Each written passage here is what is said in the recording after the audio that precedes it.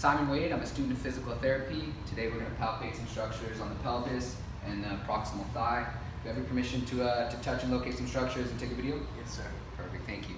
All right, so if you want to move in close, I'm going to start in gross by placing my hand on the back of the hamstrings. These fibers run vertically, so I'm going to palpate horizontally across these. And to test the muscle action of these, I will have the patient, can you press your heel into the back of my hand? Perfect, relax. That's going to make those contract. As I move proximal towards the ischial tuberosity, which is right there, I can feel the proximal attachment for the hamstrings. And from the ischial tuberosity to the greater trochanter is where the Quadratus Femoris is going to live, so I can palpate across those fibers like so.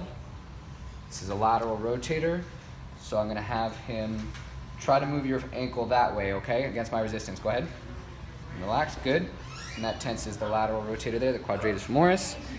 From the greater trochanter towards the lateral border of the sacrum is where the Piriformis is, and I'm going to palpate across those structures. This is also a lateral rotator, so we'll do the same action again. Go ahead. Relax, very good. While I'm in this area, I'm also going to palpate the Gluteus Maximus. This is going to run from the iliac crest, kind of just close to the PSIS here, lateral border of the sacrum. There's a femur here, the glute tubercle, and the IT band. These fibers are going to run in this orientation, so I'll palpate across them and such. And then can I have you lift your knee up off the mat for me? Very good, and relax. And that is hip extension. I'm going to find the ASIS, and I'm going to draw a line between the ASIS and the navel here, and right in the middle, I'm going to have to sink deep. Now can I have you lift your right leg up in the air for me? Good, and relax. That's hip flexion. Next I'm going to palpate the Iliacus. I'm going to reach over the iliac crest here. And I'm going to have the patient do the same thing. Can you lift your leg in the air for me? Good, and relax. Next I'm going to palpate the adductors, doing to tense those fibers. These run on the inside of the leg here. Can you do that action for me again? Good, and relax. And then we're going to move proximal all the way towards the pubic tubercle here. This is going to be the proximal attachment for the adductors. This is a trigger point where we have to do a lot of work. And if I move just lateral to here, but not lateral as far as the femoral artery, I will be on Pectineus. Can you do the same action for me? Good, relax.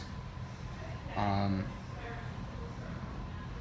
then while I'm on the front of the leg here, I'm going to palpate the Rectus Femoris. This runs from AIIS to patellar tendon.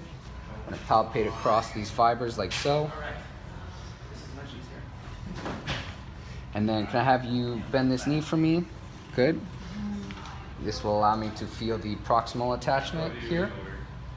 And now can you lift your heel up off the mat? Good, and relax.